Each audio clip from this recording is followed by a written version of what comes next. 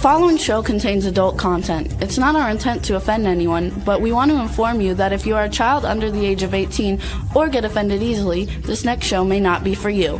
The content, opinions, and subject matter of these shows are solely the choice of your show hosts and their guests, and not those of the Entertainment Network or any affiliated stations. Any comments or inquiries should be directed to those show hosts. Thank you for listening.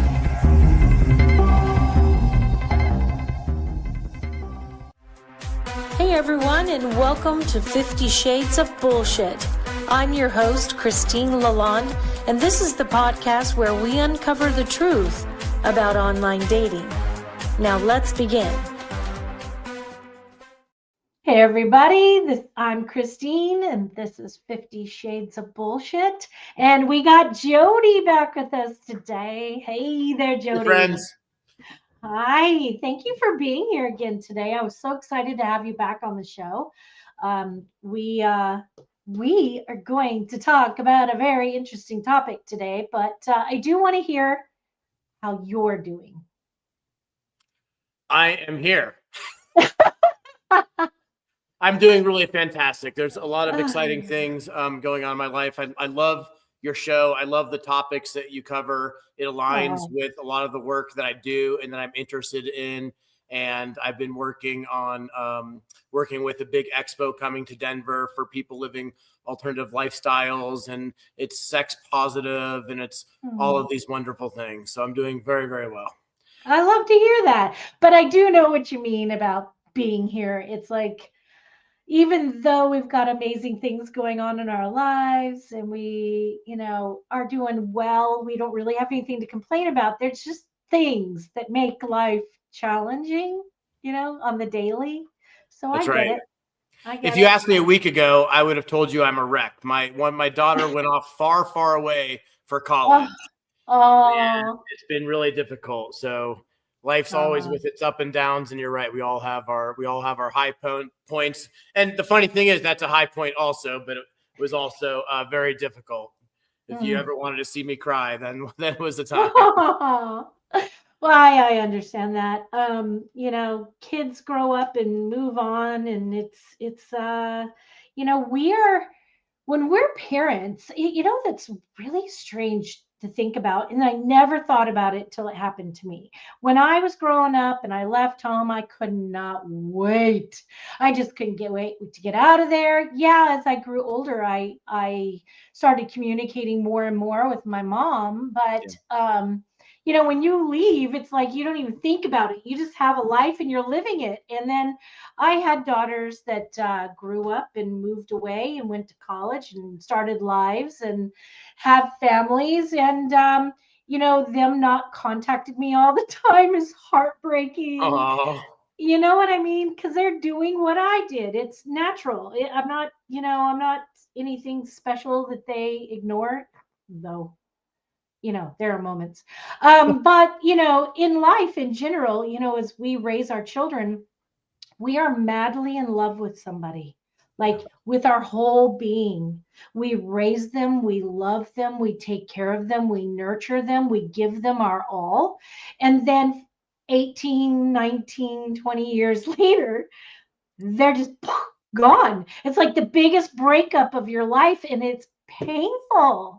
Yeah, and you think about all those things you wish you had said, and it was actually a poignant moment where I was thinking when she was headed off, and to emphasize the importance of this show and shows like this, I was thinking, what haven't I taught her yet? What haven't I shared with her yet? And a lot of the information ideas that Christine, that you're sharing with your listeners that you have over the last 3 years is information that we didn't really necessarily have access to or easy access to. And now with podcast hosts like you and other shows and information out there, it's really something. So I thought about when she was leaving, what do I need to share with her? What do I need to teach her? And it was actually the type of topic that you would have shared on your show. Actually, I had a conversation with her about consent.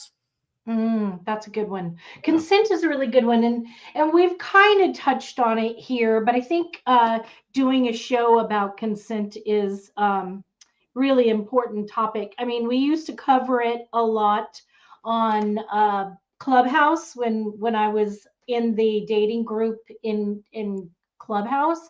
Yes. And it was a fascinating topic. It did piss me off a couple of times when we had a guy in there who was a coach, and I do the air quotes coach because he really hadn't been coaching people. He just started and was wanting to coach people and was doing clubhouses and stuff. And he made some dumbass, stupid comment about consent or something along the lines. And all it did was make me angry because I don't understand how people don't understand that consent is one of the most important things. That's and right. You can't move forward without consent from anybody to do anything. So how is it mind-boggling, numbing that nobody knows? Christine, and I think we're doing a little bit of market research right now. One of your listeners, Mickey, just chimed in and said probably a good idea. And it is top of mind, and it is a good idea. And it's changed. It's different, Christine, from when you and I grew up. There's we're more aware of things. We're evolved. Things are changing. So I do think there's a lot to talk about there. Not today, but not today. Great future show. Absolutely. Well, today we're actually going to talk about different things with men, and that's why I think it was really important to have you here today. So for today's episode, for those who do not know, we are doing an unfiltered deep dive into men's desires, struggles, and secrets in Beyond the Boner. So today is called Beyond the Boner. We're going to talk about truth about erectile dysfunction, what men actually crave from sex, intimacy, and connection. And then we're also going to break down the stigma around performance, masculinity, mental health. And we really just want to talk about things on this show that everyone should talk about. Everyone has had the experience of ED. Everybody. If you haven't, you just haven't been either with a man enough that you experience it with him, or you're a man who hasn't experienced it yet. And I'm curious, from a man, Jodi, point of view, from a man's point of view, when does this type of thing really happen in a man's life? Can it happen anytime? Can a teenager experience it? Can a middle-aged man experience? I know that men, as they get older, they tend to experience it for health reasons or psychological reasons or whatever. We're going to cover all of that, but I am curious if you know when that actually could happen to a guy. Well, I'll share my experiences with you. And just to kind of set the table here, I'm not a medical doctor. I do intimacy coaching and life coaching, and I'm a mentor in the E&M community here in Denver. And I also run and facilitate a men's group, a men's meetup discussion for sexual health and wellness. So I speak to a lot of men and women about these issues. And so that's kind of the perspective that I am coming from. And it's really interesting. I think there's a lot of factors that affect how our bodies work and how that and between how we think they should work and we hope they should work and how they actually work. And ED, or erectile dysfunction, is actually a really interesting term because I think there's a lot of confusion over exactly what that means. I personally don't like the language it's kind of stigmatizing. It kind of has this negative connotation. It is widely used and accepted, but in my mind, it's something that the drug companies have actually kind of invented and propagated to make sure that men feel extra insecure about how their bodies work so they can sell lots of drugs and make lots of money. I agree. Erectile dysfunction is, that's when, in my understanding, when the blood doesn't flow into our penises to form an erection like it does so often. And erectile dysfunction is not necessarily, in my mind, a disease that we all of a sudden have. No, exactly. Work, but it just means, I'll tell you, when we've seen the Viagra commercials and all of the fine print that says if you have an erection for more than 4 hours, you should seek medical attention. And we can get in later about why that is. But, there are remedies or antidotes or reversals for erections, such as the active ingredients in Sudafed, for example. And as my urologist put it, Sudafed causes ED. It changes the way your body works for the amount of time that those chemicals from the Sudafed are in your body, and can change the blood flow and everything, and you don't get an erection one time, and that is ED. Well, there, one of our guests, sorry. I'm having a moment today. Yeah. One of our listeners, they're guests also. They're all guests. Right? You're all my guests. Welcome to the table. Said what health issues can cause, and I have that. I have a list that I can tell you. One is in the physical or medical causes is cardiovascular disease, diabetes, obesity, hormonal imbalances like a low testosterone or a thyroid disorder can elevate that. Neurological disorders can cause that, like Parkinson's disease, multiple sclerosis, I can't say that word, spinal cord injuries, neuropathy, and kidney disease, liver disease can affect those too because of blood flow, energy levels. Sleep apnea can also cause a reduction in oxygen level, which correlates with the cardiovascular strain and lower testosterone. That's the medical physical. But there are also other things like alcohol use can cause it, smoking can cause it because it can damage the circulation in your blood vessels. Also drug use, a sedentary lifestyle. So poor circulation with weight gain can also contribute. Plus there's other things like blood pressure medication, antidepressants, antihistamines, like you just said, prostate cancer treatments, and then I'm losing my voice all of a sudden. But those are the basic things that physically health issue-wise can cause this. And a lot of women, I'm going to talk from my own personal experience, okay? Myself, when I have experienced the situation with men, when I've been with men, it's only happened a handful of times, but when it has, it's been the first time I've been with somebody. And I think that is a pressure situation, a stress situation to perform, and a nervous moment. I think that men get very, very nervous and can have this issue. But I've also seen it when someone's super tired. Like I just mentioned, sitting around all day and then not able to function. And, it just happens. So tell me, I'd love to know from a guy's point of view, what is this like when I see it as a major embarrassment. I see men get very embarrassed and get really insecure and go, oh, it's not you, it's not you.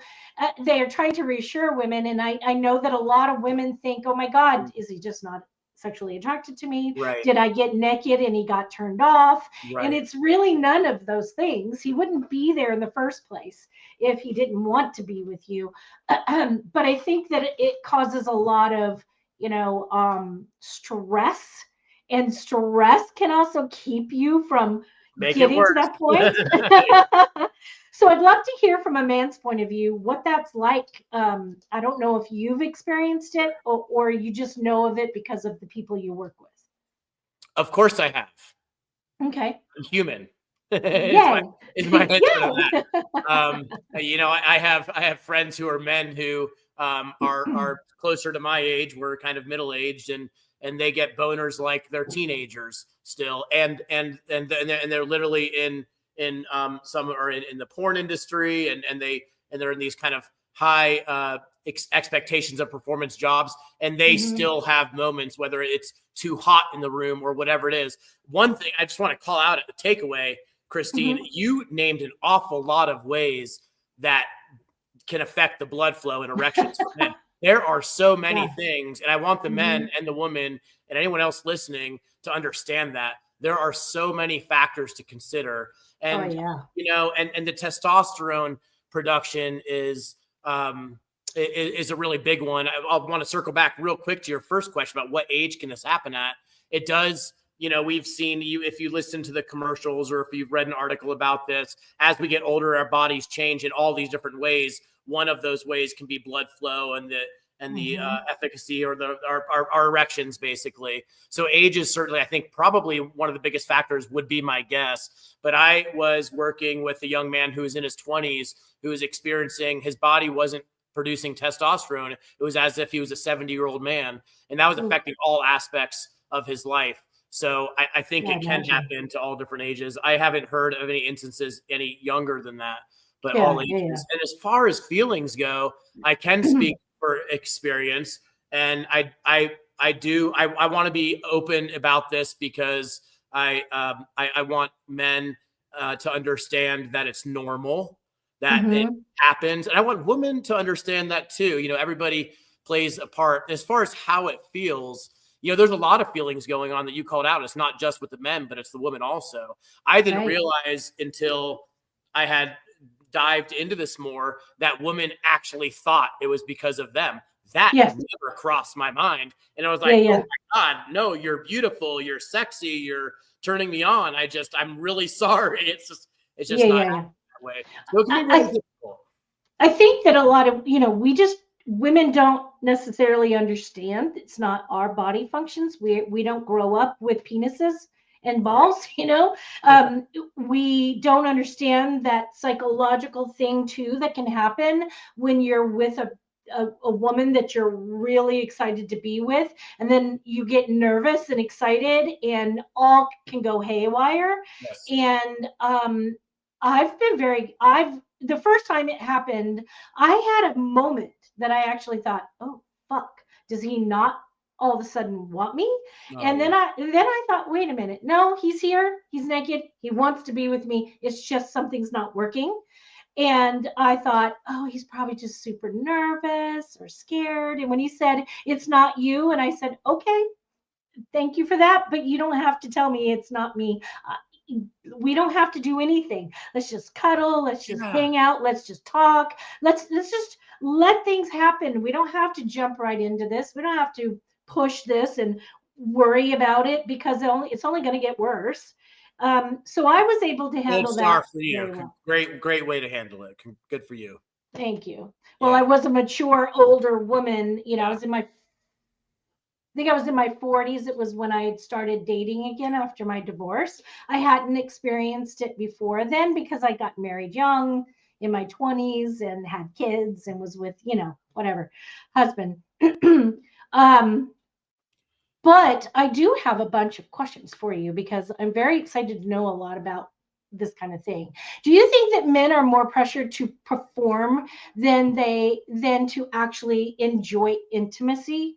Yes, absolutely. I think that's a major theme here and something I really want to touch on is what men really want and crave, which really is that connection. I think that we have been programmed, men and women, men have been programmed to be performative, and to be performative is to behave in a way that you think other people expect you to. And there's all different ways that happen. We've talked about cultural, societal, generational programming on previous shows, on previous topics, but then you also bring in the media and pornos and that kind of thing, which we watch, and our expectations for ourselves are unrealistic. We are, I think we need to unlearn as men what it really means to be a man in bed.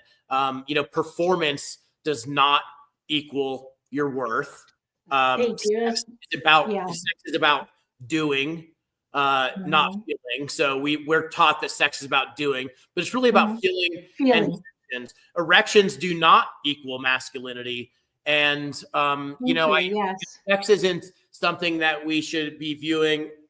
I don't think it's something that we naturally view as to impress someone, unless you're a porn star or putting on a show and maybe you're an exhibitionist or something like that. But it's really a connection-based activity. I've told people recently, and I kind of have this circle of friends where we have this saying where we say the sex is the orgasm, because along with erections, there's also, what about people call it finishing or whatever. Like, by the way, I don't ever want to fucking finish. I like I like the sex. So Yeah. viewing sex Yeah.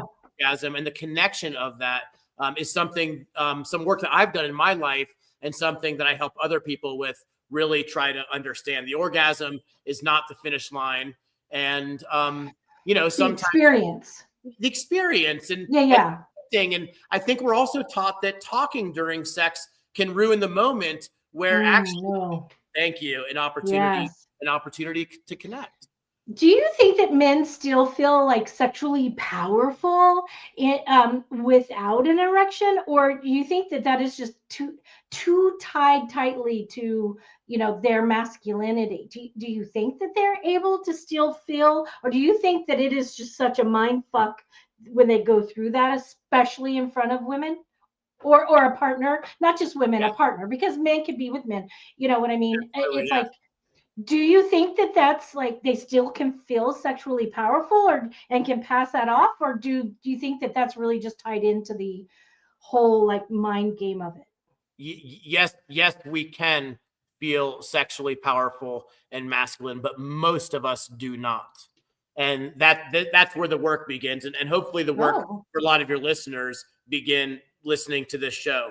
And maybe they decide to take more steps and think about this more and maybe talk to a coach or a therapist or just do their own research or whatever. Can they feel sexually powerful? Absolutely.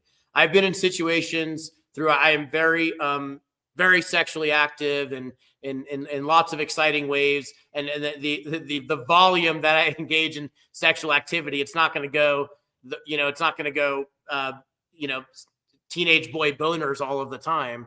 So can we feel sexually powerful? Absolutely. And actually there's power in, I think, being able to be present sexually and connect sexually and intimately without having an erection that's,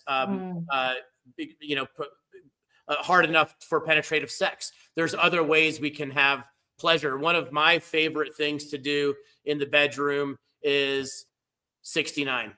I love, there's all these other things, oral sex and all these other things that where an erection is not required for it. And I don't know about the other men listening, but that stuff feels fucking good to me.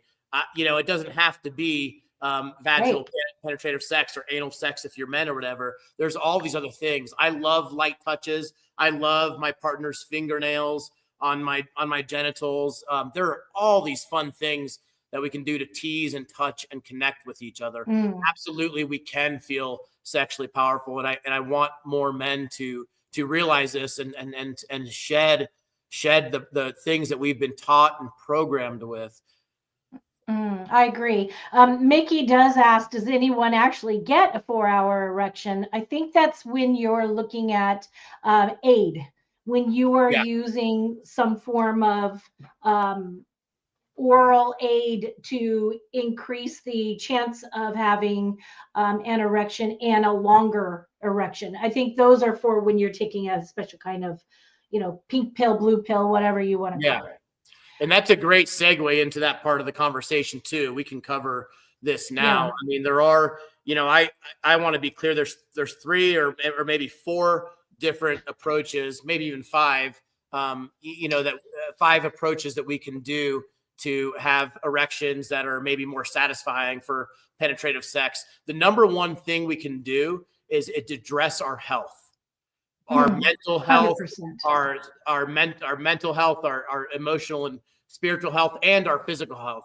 Doing things like eating right, getting exercise, being in shape, meditating for some of us, breathing exercises, all these things that we can do. Let's start there. That's going to solve a lot of our problems. As we get older and sometimes not even get older, because I want the men who are younger. I've also talked to men who are in their early 30s who have a high level of demisexuality or whatever it is, where they really require a high level of emotional connection before having sex, even if they want to. And I've talked to those young men in their late 20s and early 30s about some of these aids. And there are pills that you can, we all know Viagra and Cialis are probably the 2 most popular. The generic the ingredient that's in those drugs, and I want the audience to know this because it's a big business and a lot of money out there. I don't want them spending too much. Viagra and Cialis are brand names, and they can be very expensive. The active ingredient in Viagra is sildenafil, and the active ingredient in Cialis is tadalafil. And both of these pills can, and they work different for everyone. So if you take it and it doesn't work for you, don't freak out.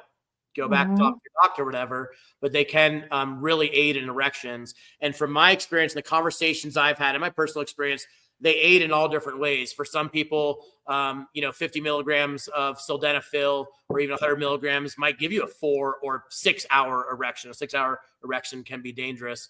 Sildenafil is something that's known to work much quicker, works most effectively on an empty stomach with no alcohol intake, and it can kick in within an hour, 30 minutes to an hour, and can last 4 to 6 or 4 to 8 hours or something like that. Cialis has a nickname called the weekend drug. It gets into you put a full dose is 20 milligrams. You put that into your system, and it kind of help with your blood flow for up to 36 hours, I think is what the study said. So those are the first two. Okay. Now, I do want to address really quick, Anastasia did ask, does Tylenol have an effect on ED? And I did research on it while we were having this conversation. And the short answer is no. But if it's heavy use of Tylenol and it's used with other types of antihistamine, that it could, but no. And Charles does say it's not easy for guys to discuss this, and it really isn't, and that's why we're discussing it today. Yes. I had somebody that I was dating for a while. It wasn't a long relationship, but it was over a long period of time. Does that make sense? Like we'd go out, we date, and then we wouldn't see each other for a while, and then we'd go out and date, and then we wouldn't see each other for a while. It was one of those. And he was a big guy, tall, big, husky, a little overweight, had packed on too much, I think. He worked more than anybody should work, almost more than me, which is a lot. Oh my goodness. Must have not slept at all. Almost. And he had quite a large penis, and I called it semi-soft. It was always semi-soft. Okay. And it never really was a hard erection. And I'd never addressed it for a long time. But then, towards the end of our relationship, which hence the end of our relationship, I tried to discuss it with him. Yes. I said to him, I think you're overworked. You're not exercising enough. I think you're eating poorly. Yeah. And because of all these things, I think you might also have a blood flow issue, because it's not, I don't think you have an issue, but what I think you have is a semi-erection issue. And I think it could be solved with a couple of things. And he took that very badly. Very badly. I was not complaining at all. And I prefaced it. This is a wonderful relationship. I enjoy the sex with you. Nothing wrong with your penis, but I'm concerned about your health. And I'm intuitive, and I'm psychic in a way, and in a lot of ways. And when I start hearing things in my head when I'm with somebody, I know it's true. And something was telling me that he was having a blood flow problem in other areas of his body, and I felt like it was a real big medical issue, and I wanted to discuss it with him, and he could not with me, and that was too bad. I feel that's too bad, and I think he's going to have major health issues really early. It can be really difficult for men to talk about, just like your listener pointed out. That's why I'm so glad we're doing the show, and I love the men's group that I do, and I hope there's more of that out there. And I'd encourage your listeners to reach out to me anytime. My website's here on the screen. It's jodidreher.com to talk about these issues. Some things that partners can do to help support their partners in this. And I think there's some things that you probably did very well. I mean, the fact that you brought it up, and it sounds like in the way that you did was very good. Lead with curiosity. I encourage partners to lead with curiosity, not correction. In the relationship, celebrate non-sexual intimacy, like we talked about, touch and presence and play, help to normalize body changes and emotional waves. And I think you did that, Christine, with your partner by talking about his health and his issues, and these things happen and that kind of thing. You know, ask your partner, don't ask him what's wrong. And I know you didn't do that, but don't ask him what's wrong. Ask them how he's feeling. I think men, we need our value affirmed regardless of how the sex goes. I think it's really important to me when partners, I validate myself internally now also, but even now every once in a while, if my erection is, fizzles out after 7 minutes or something, which I'm fine with. I'm glad I got the 7 minutes in or whatever. We'll say, hey, it's, that's totally fine. We can do other things. That's great. I really appreciate that from, in my mind, I'm saying, I know we're good. It took a lot of work to get there, Christy. It took a lot of work to get there.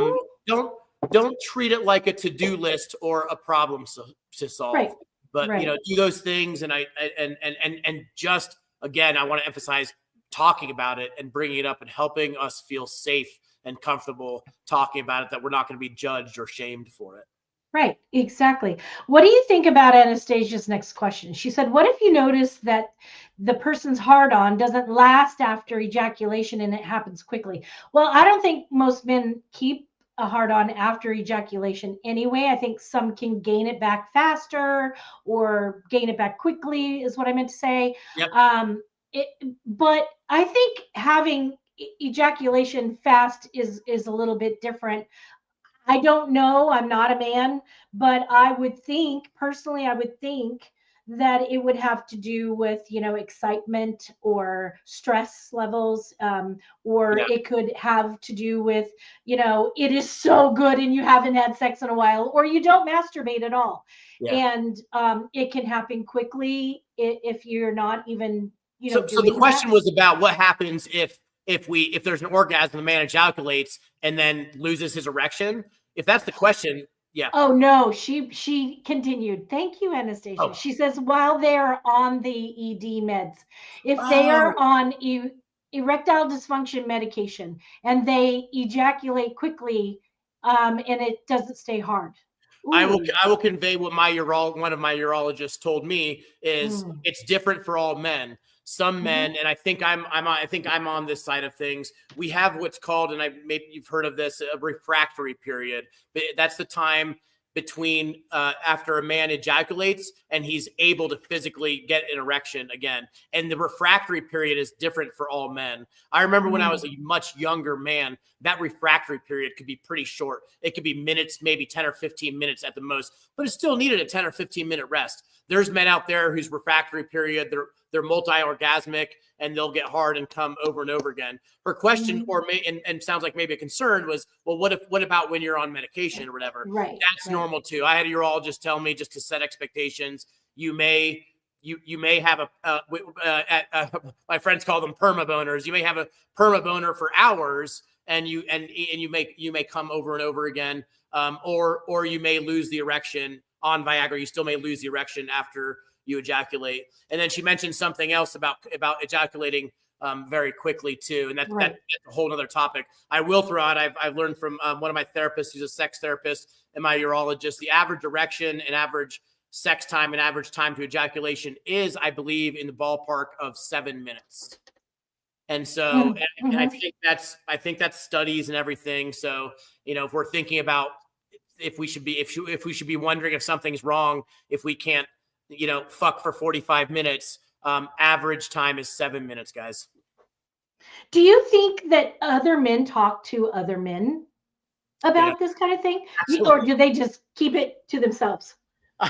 I'm so sad. I believe that we keep it to themselves. I'd love to hear the audience's comments on that. I think we keep it to themselves. The feedback that I've gotten since I've started the men's sexual health and wellness meetup group in Denver is thank you so much. I love getting together and talking about beer and guns and women and all that with my buddies, but it's so refreshing to get together and talk about real things.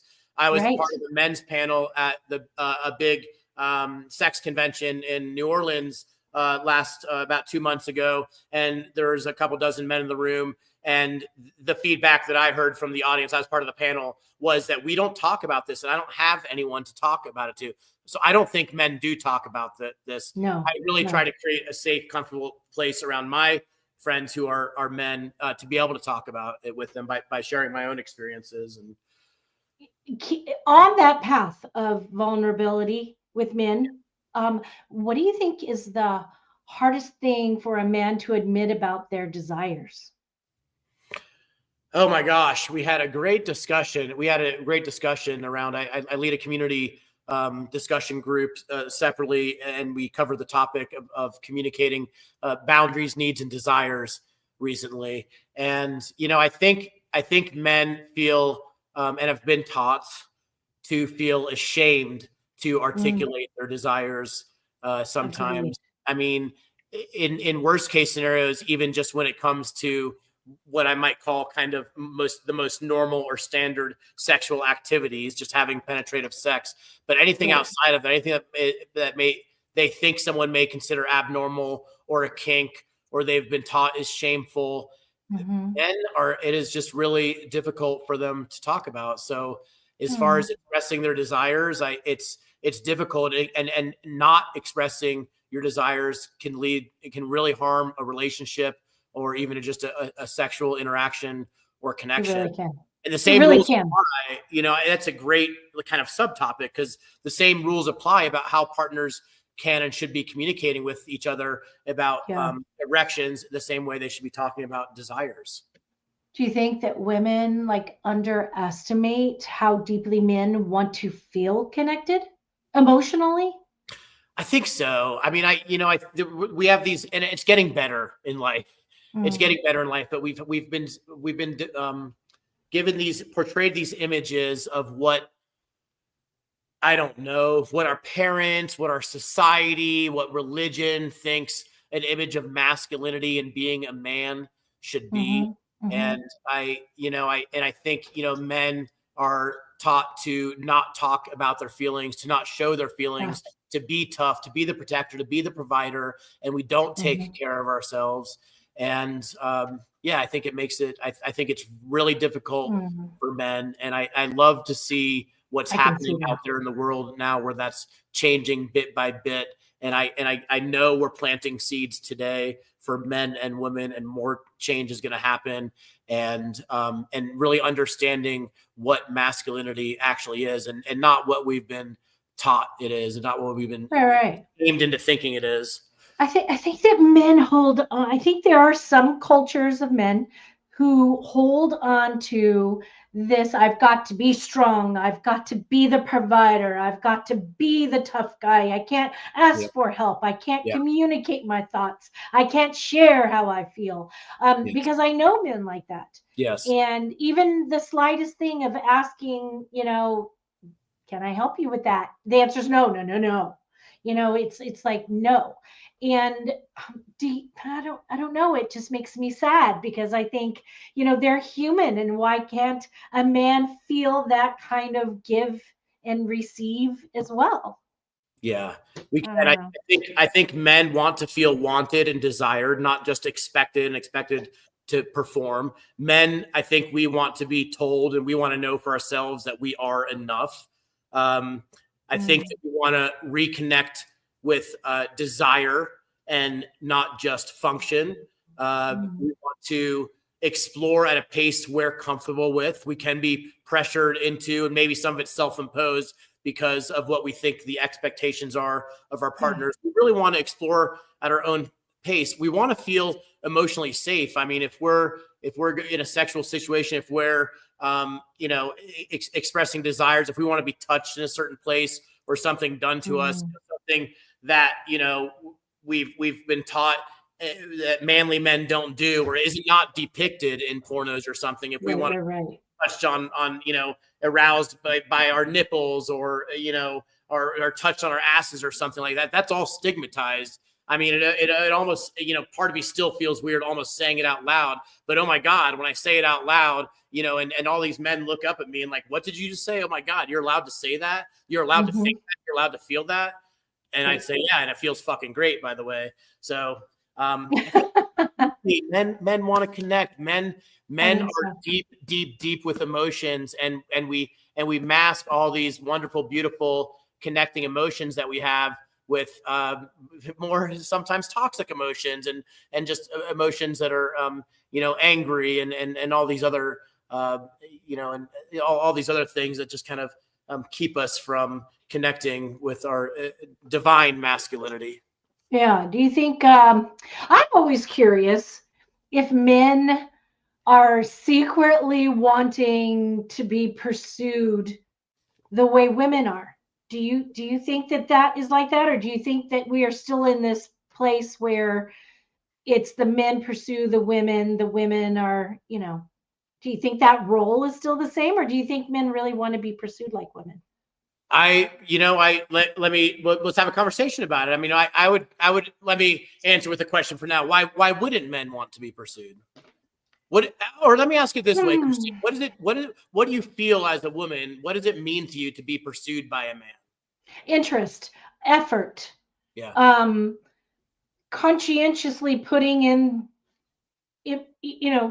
time and space. It's I don't want to be the one as a woman having to text and call and reach out to the man all the fucking time. I want him to pursue me, the woman. As the woman, I want to feel wanted and desired, and I'm happy to show a man that he is wanted and desired by me. But if I'm the one that's constantly have to put it out there for him, then it's a no can do for me. I'm not going to be the pursuer. I just am not. I have done it and it doesn't work. The man runs fucking far, far, far. And I'm not chasing shit anymore. Yeah. Do you know what I mean? And I'm yeah. curious if how this dynamic can really work. I think it's almost like you can almost have one pursuer at a time. There's always going to be someone pursuing, and the other person is going to be the pursued. And I think it is very common and typical, and I think perfectly healthy and okay for a woman to want to be pursued and have that expectation for a man in this society. But I will say, maybe men don't need to be pursued. Like you said, if they're like dismissive, avoidant attachment styles, you pursue them, they're going to run. But I think that men do want to be acknowledged. We want our value to be acknowledged. So and I think you mentioned that. You said, I want to be pursued. You said something like, and I'll show them interest. I'll let them know that I am interested in, or something like that. Yeah. And I think that's really important. I think we want that. And I think we need that. And I think healthy relationships require it. Yeah, I find that when women are expressing or showing in a way, however, physical, mental, emotional, verbal, that they are interested in a man, and a man doesn't pursue, then it's time to close shop and walk away and find another open door. Sure. But when a guy is interested and he's showing interest, but then really not stepping it up and still expecting the woman to show constant. I don't know. I think that just feels like a really off dynamic personally for me, and a lot of women I know as well are the same way. When you're feminine, it feels like you want that masculine to show up. Yeah. You know what I mean? I don't want my masculine showing up in this relationship. I have masculine every fucking day of my life. I have to be in my masculinity a lot. And when a man shows up into a room and I want him in my life in that way, I want his masculinity to show up and my femininity to arrive. Yeah. And I think we're built that way and designed that way. And I think that's fair. And I think that's expressed it in so many different ways, the polarity of femininity and masculinity. And so I think from there, it really comes down to is what is masculinity. And that it might be different to different people. And masculinity might mean something different to different women. And that's okay also. Right. Some women may like a man who's very, very handy, who works on cars, who's, I don't know, who hunts. I'm naming all these things that I don't do, where I've had women tell me I'm the most masculine man they've met. I'm like, oh, really? I paint my nails. They're like, yeah, really. So it can mean different things to different people. And some masculinity is being in touch with yourself and being in touch with your emotions and being able to be expressive and communicative. And, I'm telling you, both are right. And some women, I think, may put more importance on the first set of examples I gave, and some may put more importance on the second set, and then some may have a balance of the both. So it's really thinking about what does masculinity mean to us. Well, I think in the end, what it really is all coming down to is the fact that we need to communicate what does appeal to each other. I mean, especially in that discovery stage. Stop asking what fucking color is your favorite color and what side of the bed do you sleep on and how do you take your coffee. Let's talk about what is masculine to you? What isn't masculine to you? What does communication look like? Yes. If we, I don't understand why we can't fucking talk. Yeah. It's difficult. I don't know. I think it's not difficult for me, but it seems to be it seems to be very difficult. I'm a communicator. I literally have a degree in it. But it's, communication can be tough. It's one of those things that we're not always taught. I think in life, in some societies, in some places in the world, in some families, we're taught to be silent. We're taught to not be expressive and not to communicate. And we really just need to keep rethinking those things as a society. I think we'll live more enriched, fulfilling lives. Well, as women, as young girls, we're always told, seen, not heard. That's right. Yeah. Be pretty, not vocal. Right. And then we don't see our family and our parents communicate the way that we should be communicating.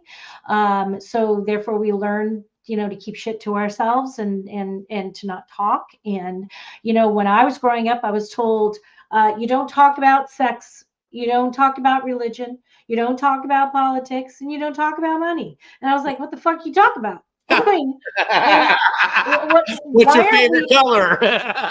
Right? Yeah. It's like, what's your favorite fucking color?